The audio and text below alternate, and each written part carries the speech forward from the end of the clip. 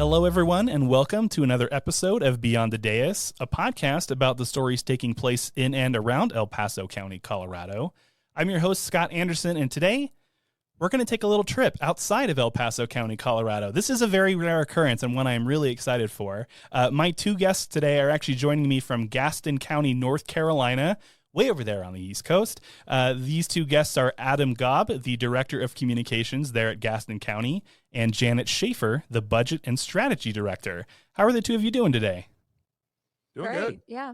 Good. Well, yeah, absolutely. Thank you for taking the time to be on the podcast. I really appreciate it. And everyone, you will find out why they are here. It will make sense in just a second. But before we get to that, I just want to add that if listeners are interested in more stories about people doing good in and around El Paso County, or hearing from county leadership about local government priorities and how they operate, you can find additional episodes of this podcast on your podcast platform of choice. But to get into things here, I wanted both of you to give a little bit of background about yourselves and how you ended up working with Gaston County. Adam, would you be able to start us off? Yeah, absolutely.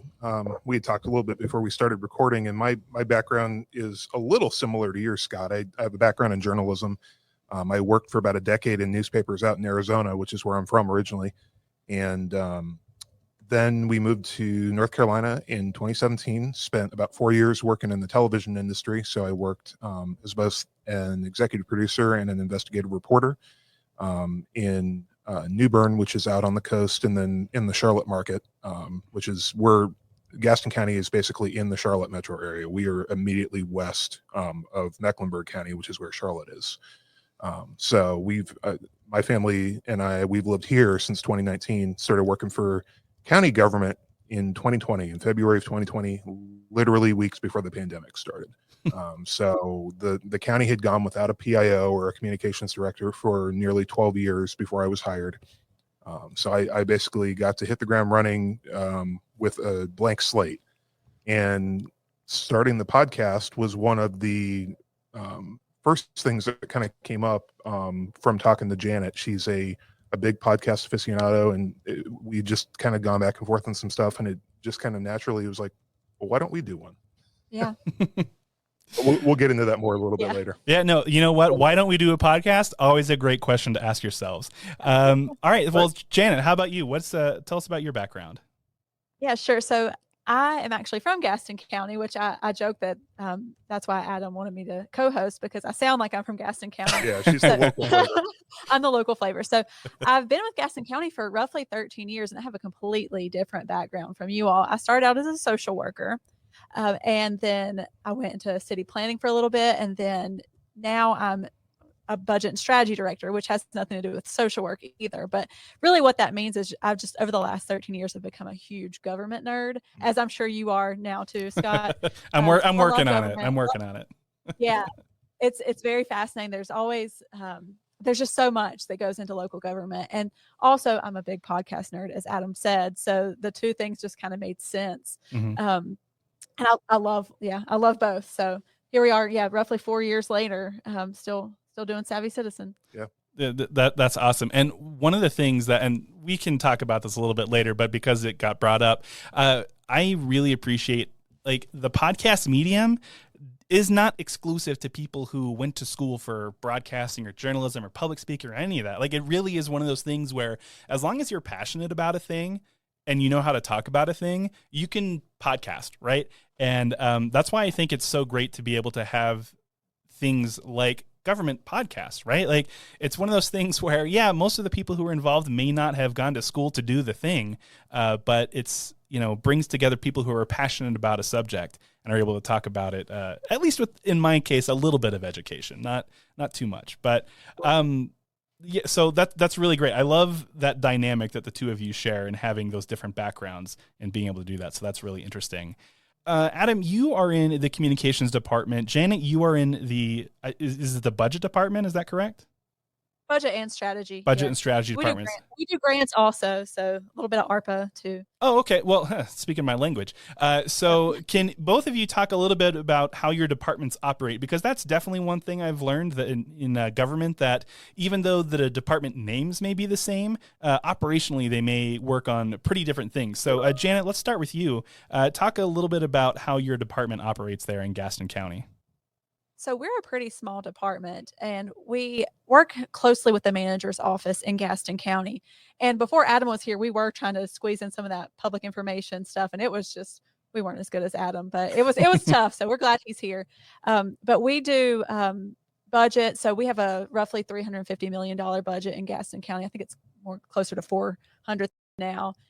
So we work with departments. We've got about 30 departments that all have individual budgets. We collaborate with them to build the budget every year, and then the capital improvement plan as well. So that's the one side of it. The other side is the strategic planning piece. And with that, we currently have a 5-year strategic plan in place, and that works with departments on their performance and just moving Gaston County forward and making sure our financial resources are aligned with that. And like I said, kind of includes finding additional funding sources to make some of these things happen. So grants are included in that as well. Okay, very good. And then Adam, how about you? How does communications work over there in North Carolina? So it's interesting. I talked about kind of inheriting a blank slate, and that's essentially true, though there were some folks that were here that were kind of working without a department director. We had a webmaster, and we had 2 gentlemen that run our cable access channel. One of them has since retired, and we've replaced him with a new member of my team. But we basically kind of pulled them in, and then we consolidated the county's communications. So like our health department was doing communications, emergency management was, our library was. And so we kind of, over the course of the first year or so that I was here, consolidated all of the county's communications into one shop. And so we kind of provide full service to our 30 plus departments, in addition to doing some of our own initiatives. So like, we do the podcast. We spun out a monthly music series that kind of takes its lead from NPR's Tiny Desk series. So we highlight local musicians and bands that are playing at different city concerts or even events that we sponsor as a county. We also have started a cold case documentary series that we do called Gaston Unsolved. We work with police departments across the county to highlight, I think it's about 60 or so unsolved homicides and missing persons cases. So that's a real passion project for us. I mean, we're working on episode 5 right now. And some episodes have taken months to put together. Some go a little bit quicker. But we interview detectives in addition to like tracking down family members and witnesses and friends of the victims and that sort of thing. So those are all projects that we do in addition to doing kind of what you might normally think of a county communications office, doing like PSA work for our health department, doing recording of like groundbreakings of local businesses for our economic development folks, stuff for our library, stuff for our parks and rec. We have a county museum as well, an art and history museum. So we get to do a lot of really interesting stuff. And, you know, my mindset is basically because the media landscape has changed so much, we want to try to reach people where they are. So that was kind of the idea behind the podcast, is like, how do we get to people? And Gaston County, you know, there's a lot of people that commute from here into Charlotte to work. And so we try to target each episode around 30 minutes because that's the average commute time for a Gaston County resident.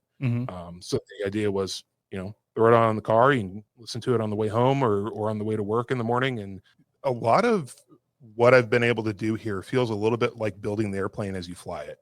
Okay. And so because literally I probably met at least half of our department directors for the first time over Zoom, because one of my first things is like, all right, I want to get around.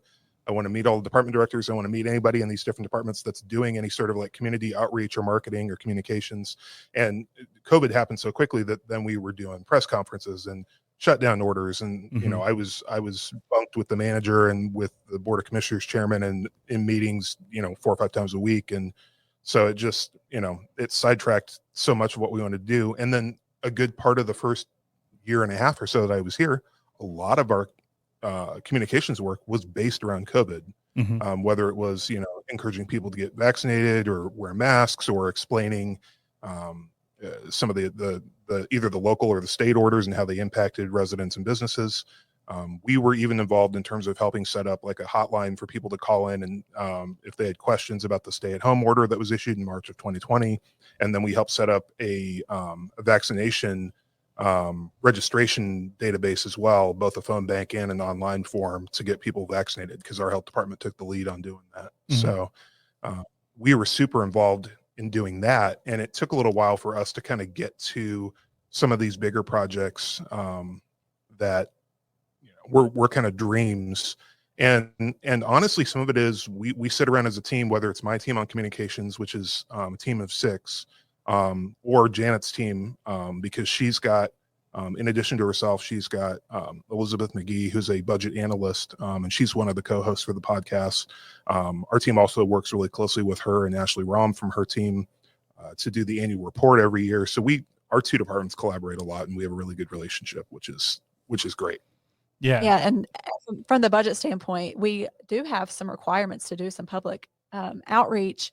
However, you may notice this as well. As a county, we don't get as much participation from citizens as maybe a city government does. So this is one of the solutions to that we've partnered with Adam and his team to help talk about the budget. I think our first episode was about the budget. Yeah, our first episode was about the budget, just because we need to educate people about it, but we don't have a lot of people showing up at meetings, Right. Yeah, no. And from the perspective of the county that I work for and am in, and versus Gaston County. So El Paso County is about 750,000 people, give or take. The city of Colorado Springs is the main population center for that area, but we stretch quite a ways out. We're, I think, like the size of Delaware or something like that, right? Gaston County, Gastonia, am I saying that correctly? Is the main city center for that county? Is that correct? Yes, it is. Oh, okay, and maybe 100,000 or so. These numbers are based off Wikipedia, so please tell me if Wikipedia needs to update their pages. Yeah, I think Gastonia is probably about 85. Yeah. Okay. The county overall is maybe 230. Maybe it's more like 250 now. Yeah, we're growing quite a bit, but we're probably about a third the size of you guys. Okay, well, and this is like a really interesting conversation in my head, at least. You serve a number of cities, and other counties are in positions where they are part of one city, right? Like I grew up in Houston, and Harris County was, it was a majority of Houston, but it was, there were parts of it that kind of stretched outside, right? So, how does serving that many municipalities, as it were, really change the way that you look at communicating? Because at least for us, we're communicating in different ways based on where within the county certain people live. Do you find yourselves doing the same thing? Oh yeah. I mean, we've got 13 different municipalities here in Gaston County. Gastonia obviously being the largest, but there's a dozen other cities besides that, anywhere from maybe about 20,000 people all the way down to maybe about 1,500 people.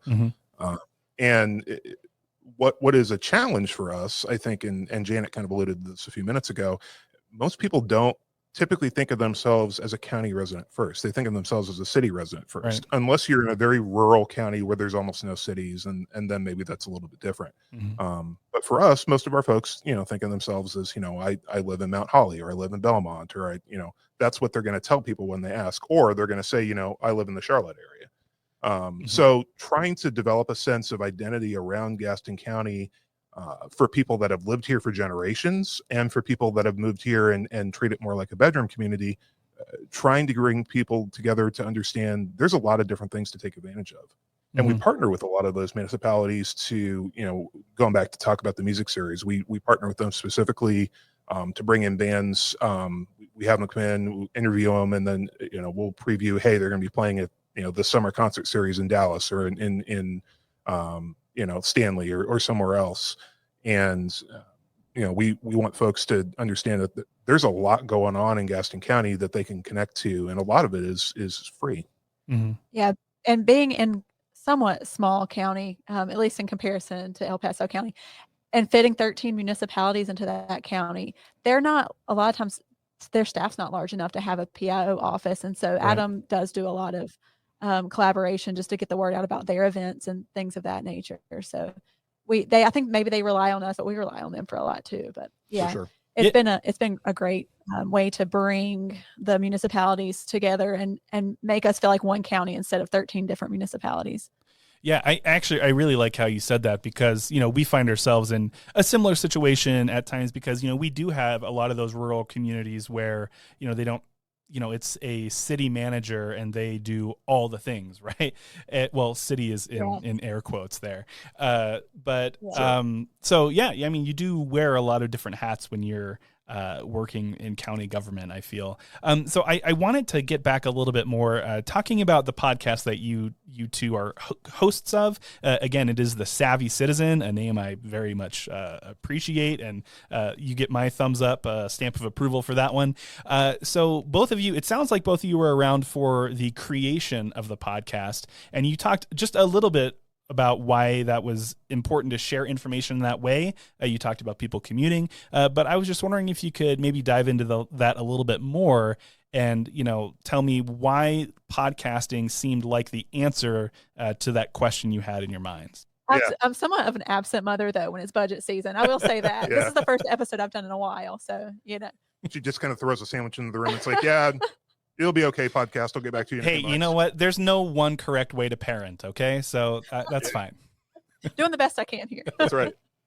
But yeah, I would say just from so Adam brought me in because I am obsessed with podcasts. Essentially, I've been listening to them since really they came out. And so from a listener standpoint, if I'm doing anything, if I'm going to a new place, or going, like whether it's a new city or a new museum, I will just type into Spotify or Apple, whatever. I'll start typing that in and to see if there's a podcast about it, to learn about it. And you mentioned this kind of earlier, but the point of podcasts is to go into the nerdy details of things that you normally wouldn't. And, you might just be driving or walking or running and you have time to just kind of listen. So that's really why I got into it, because I was like, if people want to learn about Gaston County, wouldn't it be helpful if they had somewhere to go to just listen on their drive there? Mm-hmm. And that's how I consume podcasts. So I've actually had people reach out to me since then and say, hey, I have an interview with Gaston County. Any recommendations? And I'll send them the Savvy Citizen and say, see if there's an episode about something that you're interviewing for or interested in. And usually there is. And so we've gotten a lot of fans that way. They'll listen to it just to stay up to date, but to learn about what's going on. Yeah.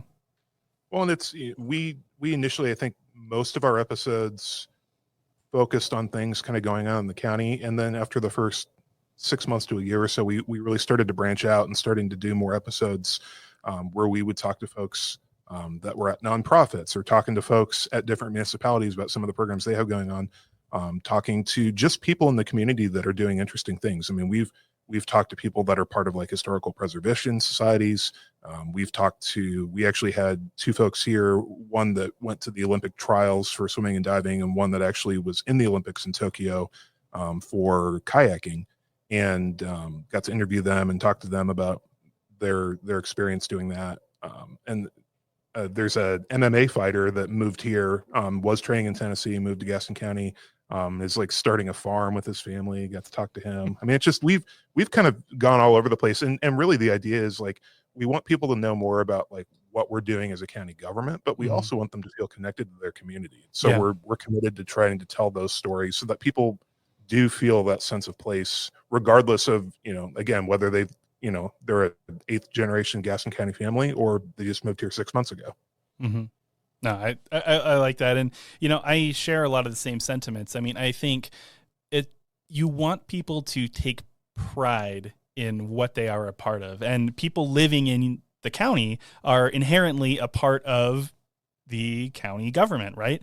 And the more we can get people to understand how that government works and how we communicate and how we're trying to better their lives, we don't always have all the answers, although it would be nice to every now and then. But that's why it's so important for the residents to be a part of that local government process, because I think that is where they can be most effective and where they can have their voice heard the most and the loudest, and really make a difference in their local community. So, being able to help connect people to each other, whether it's through, whether it is through education or whether it's through them understanding, hey, maybe I had a conversation with someone who is the head of this nonprofit organization, and, they need resources, and, that they can go and do that. And, just kind of letting people know there are things out there. It's one of the things that is most surprising to me is the number of resources that are available within the community that people don't even know about. And, if only they knew about those resources that existed, then their lives would be so much better. Their families' lives, kids' lives. It's an exponential impact. It's not just additive, right? And so being able to share information in this kind of way where it's, very low barrier to entry. If you have a device that connects to the internet, you can pretty much listen to a podcast, and you can do it while you're driving. You can do it while you're washing dishes. You can do it while you're, working on an email or, X, Y, or Z. To me, it just really is the easiest way for people to get information. That said, because you've been doing it for so long, certainly you have plenty of learning experiences. I'm just wondering if there are any particularly that stand out in your mind since you began the podcast that you could share with everyone else, and maybe some potential podcasters in the future.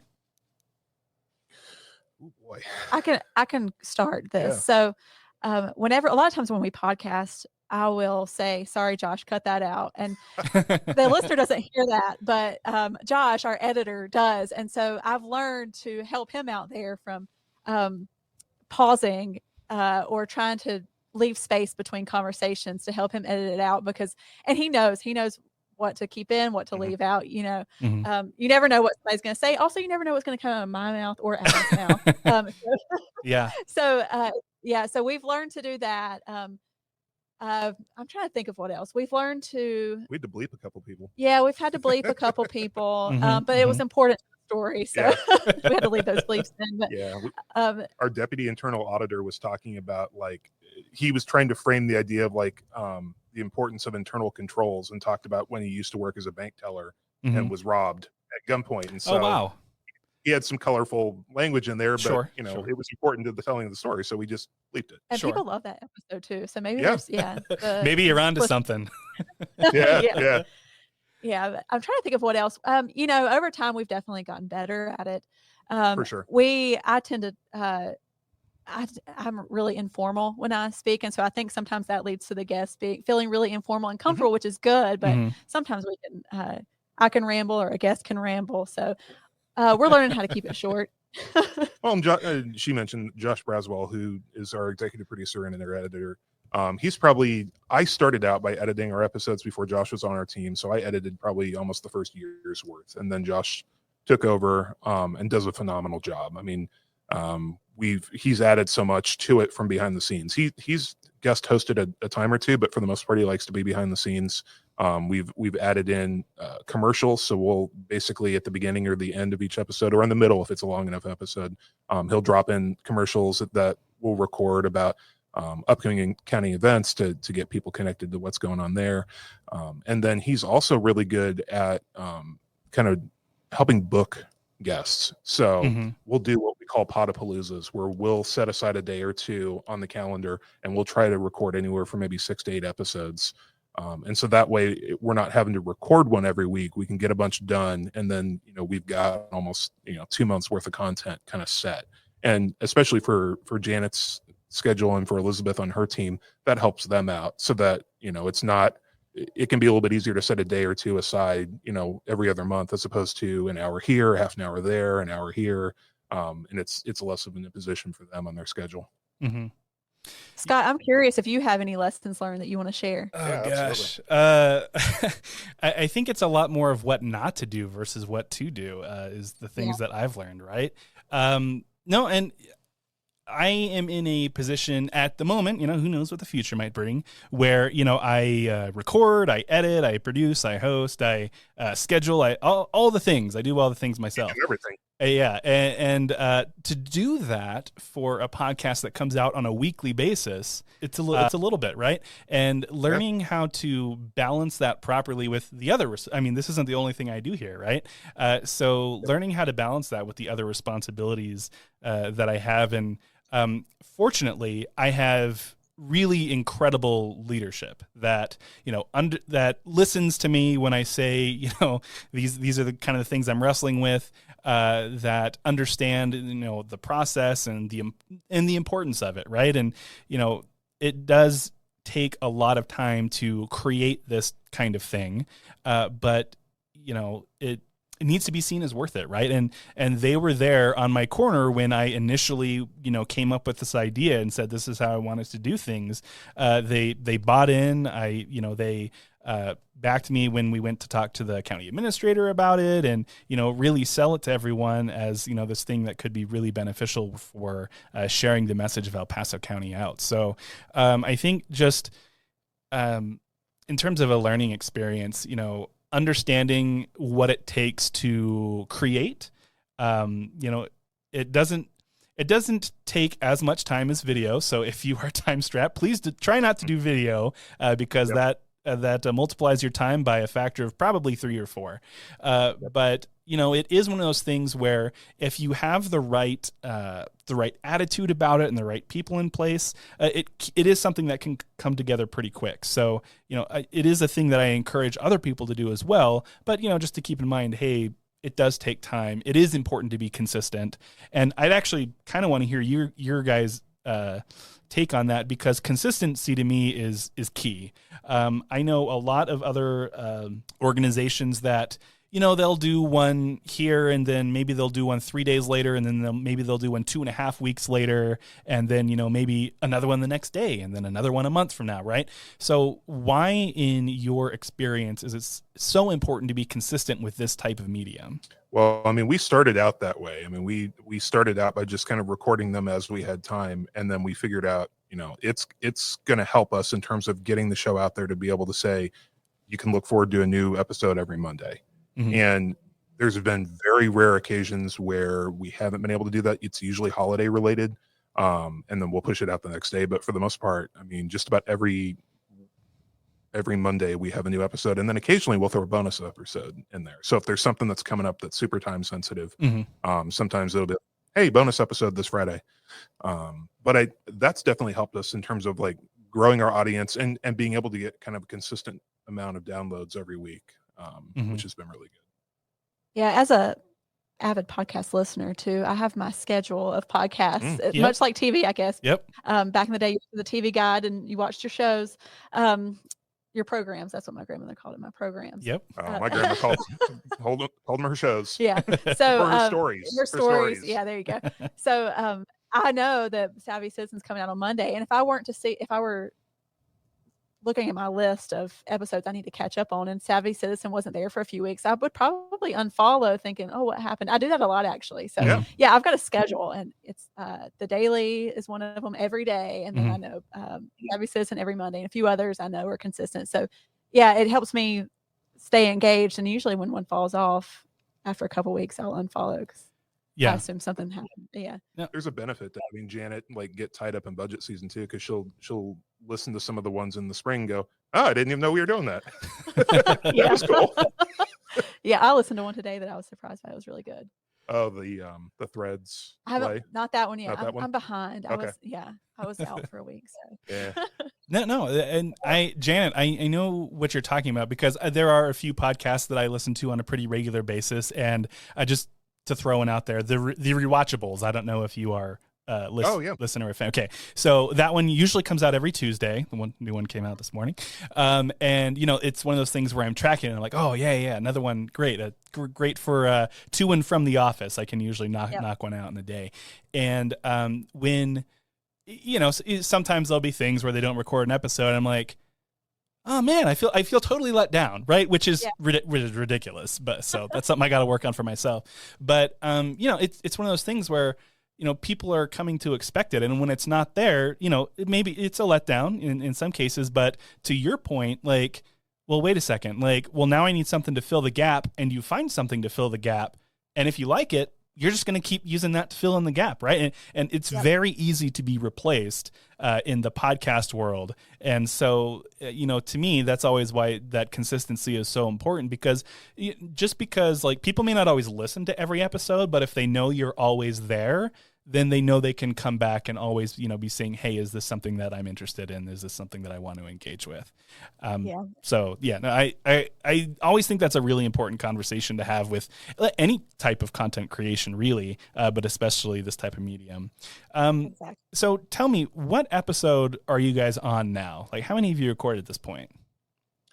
We're in the 180s somewhere. 180s. We're gonna hit, oh my gosh. Yeah, we're gonna hit 200 towards the end of the summer, I think. That's actually really cool. I hit 100 in end of July, so nice. We can all celebrate together. Hooray!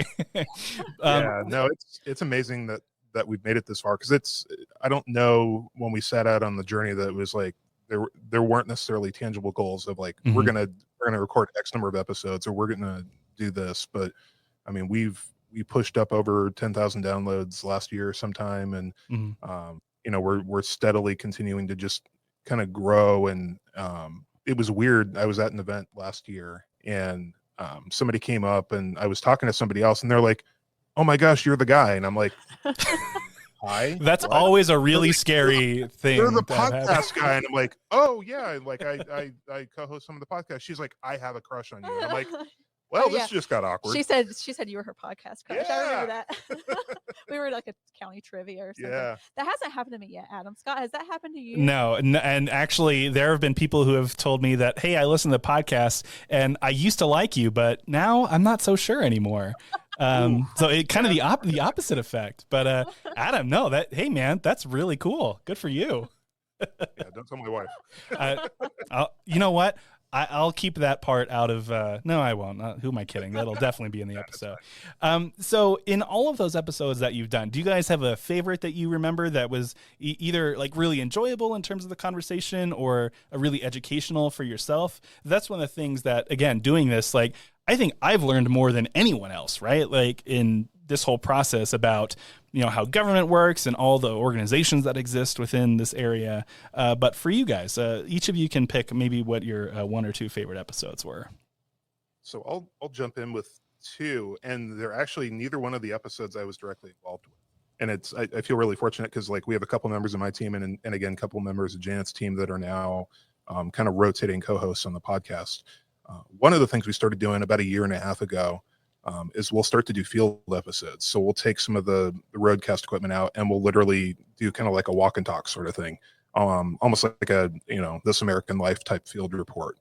And Elizabeth and I believe Josh and maybe Gavin, I don't know if you went or not, to Muddy River Distillery. Oh, no. Okay. So there's a distillery in one of our towns, and they're taking an old mill and they're redoing it into a brand new kind of, it's not a tap room, but it's like basically a place where you can go and get drinks and food and that sort of stuff. But because it's a historical building, like they're working with like the Historical Preservation Society on stuff that they have to do. So they were literally getting a tour as it's in construction with the guy who's building it. And it was a really cool experience because not only are you getting to hear and they're kind of painting the scene for you with words, but you're hearing in the background like the hammering and like the when they go outside, like you can hear the creak in the background, and it's just the ambiance of it is really cool. They found a snake too, and I think that was in there. That was fun. Yeah, that was a fun surprise. I think the owner of the distillery just like picked it up by his hand. I was like, oh, what, this thing? Yeah, don't worry about that. The other one that I thought was really, really good. Again, it wasn't one that I was involved with, but our social services department has been working on a safe sleep campaign, and they partnered with a lady that actually lost her baby in a sleeping accident. And she was willing to come in and kind of tell her story as like a testimonial to why following safe sleep practices are so important. And it's a hard episode to listen to, but it was super powerful because she talked about like, lots of people will sleep with their babies in their beds and they just don't think anything of it. And why, it's not anything where it was intentional by any. I just want to talk about that real quick because that brings up to me a dynamic that is something maybe not wholly unique to podcasting, but being able to hear somebody's voice. If you are a writer, you can be an incredible writer and do a great job of conveying emotion and, all those type of things. But when you are able to hear that sort of thing firsthand, I I don't know if there's quite anything that can replace that. So being able to hear the sincerity in people's voices, being able to hear the joy and laughter, for things like, you talked about the distillery conversation, or, hearing the kind of, I have not heard this episode myself, but what I would imagine would be the despair and the turmoil and, those kind of things.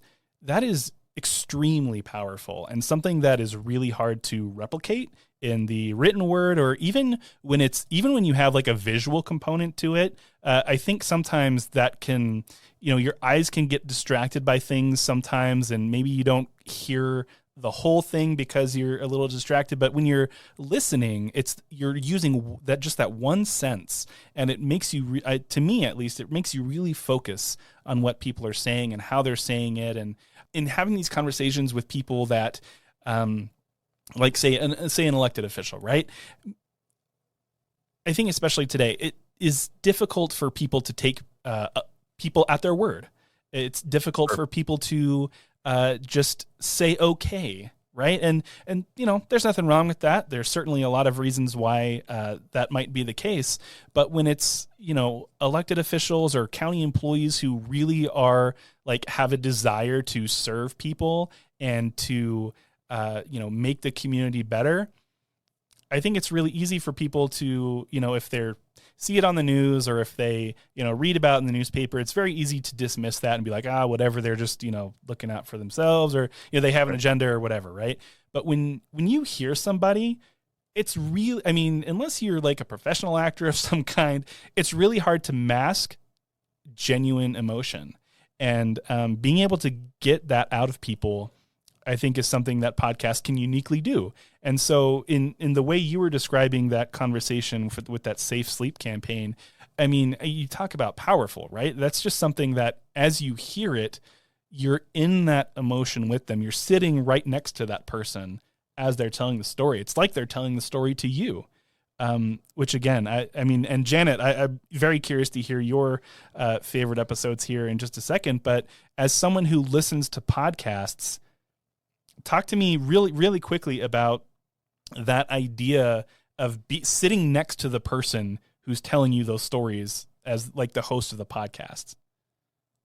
Well, we don't take it for granted. Anybody that's willing to kind of be vulnerable with us and to share a personal story like that. We've had other episodes. Our former DEI officer talked to us about what it was like going to segregated schools and then going to an integrated school when she was in 5th grade here in the South. We had 2 different folks on different COVID-related episodes. One who was a former marathon runner that talked about how COVID almost killed his dad and kept it affected him so badly that he couldn't even walk up the stairs anymore because he basically destroyed his lungs so bad. We've had a number of different stories that have been told over the past 4 years or so on the podcast that I truly appreciate everybody that's been willing to share those with the community and entrusted us with telling those stories. So it feels like a very sacred trust, and we try to honor that in the way that we kind of share these stories with the community. Yeah, one of my favorite episodes was early on, and it's in line with what we're talking about now. Is we had a COVID survivor on, and it was just kind of a one-on-one conversation with her, and she nearly died from COVID. And before people really knew what was going on, she was in the hospital for a really long time, and she thought she was going to die, and she survived. And she told us that story, and it was so powerful to have. And I think we were on the phone with her. Yeah. And it was so powerful for her to have just this empty space to fill with her story where no one was interrupting her. And it was just really emotional. And at one point it went silent and we didn't know what to expect, but she was getting really emotional. It was I think it's just so great when people get to tell their story and they have a platform and just empty space to fill with their story. Whereas, in everyday life, people might say, "Oh, how are you doing?" And she's like, "Well, I'm doing better." Right. She actually gets the time to tell the entire thing. And it's similar to audiobooks when they're read by the author. I think that's one of the best things that can happen. You hear the words and how they want the words to be heard. And so some of the best audiobooks and stories, I listen to a lot of memoirs, and when they're read by the author, they're so powerful. And it's just for somebody to be able to tell their story uninterrupted, just is amazing. It like gives me chills a lot of times. That reminds me of the episode that you and I think Elizabeth did where you interviewed Beth Macy. Oh yeah. So Beth Macy's a New York Times bestselling author, and she, I mean, you get to talk to her, so maybe talk a little bit about that, because I don't want to tell your story on this one. Well, that was interesting. So another thing that I've learned is probably a week later. So we talked to Beth Macy, who's the author of a book called Dope Sick? Mhm. No, it was Raising Lazarus. Well, so that was the new one that she'd written, but she Okay. wrote Dope Sick, Dope Sick. which was the Netflix, I think, or Hulu. It was where on Hulu. Michael Keaton started. Yeah, that. so there was a series not that long ago, Dope Sick. It was starring Michael Keaton, talked about the opioid epidemic in, I think, West Virginia.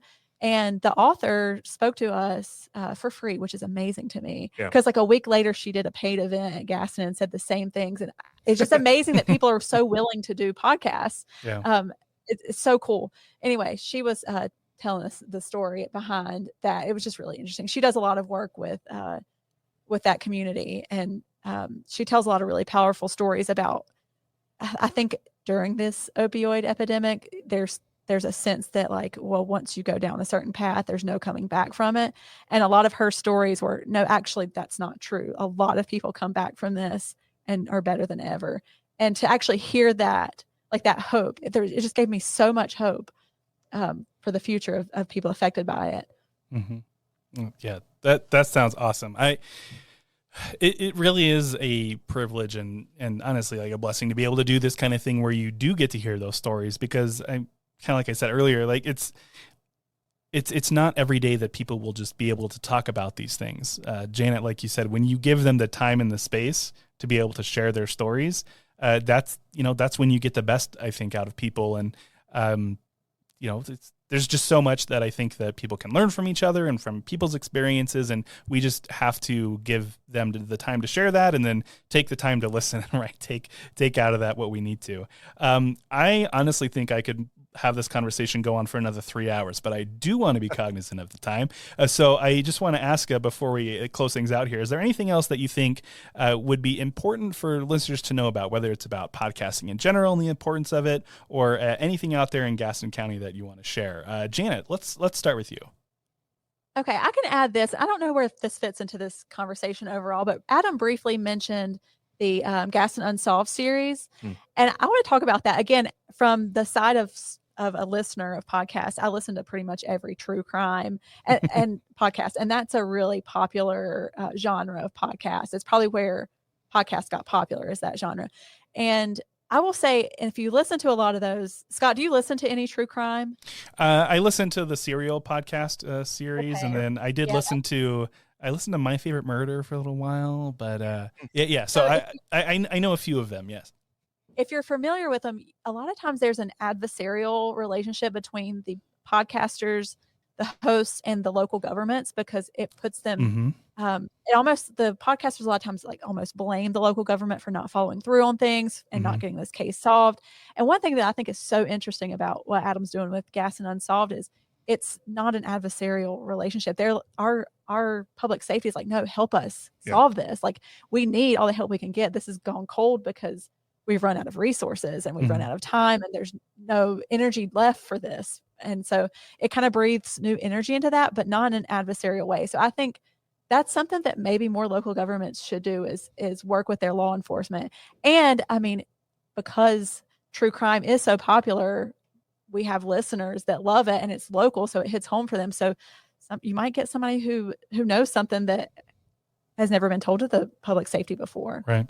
Yeah. Like I said, I think we're working on episode 5 right now. We're pretty close to publishing that. We initially wanted to do it as just a podcast, and we decided to go big or go home, and expanded it to be a video documentary series. So each episode is somewhere between 10 and 15 minutes.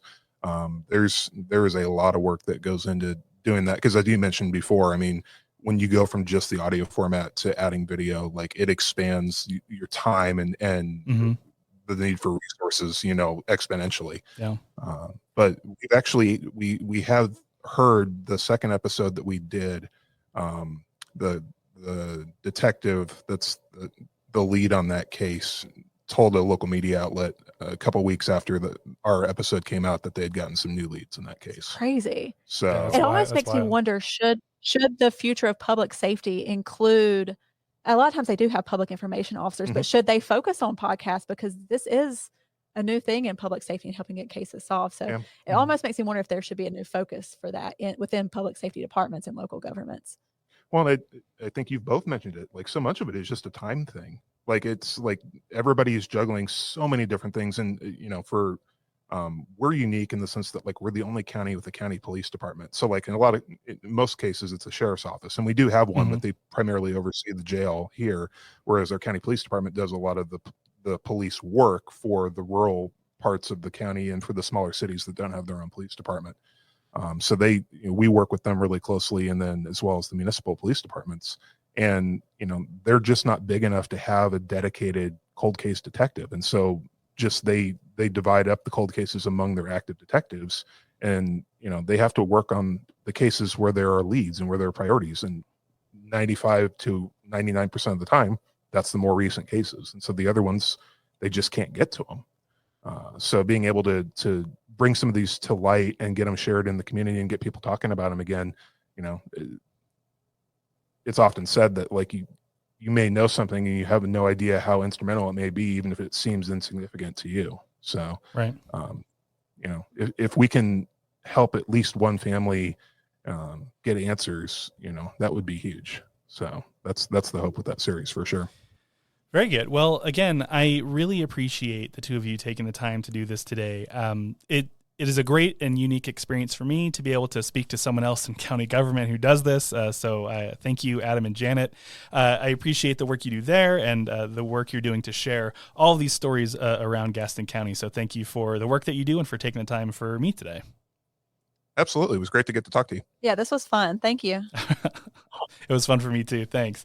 I just want to let everyone else know, though, that if you're interested in listening to additional episodes of Beyond the Dais, be sure to look for us on Podbean or wherever you get your podcasts. Thanks for listening, and we'll see you next time.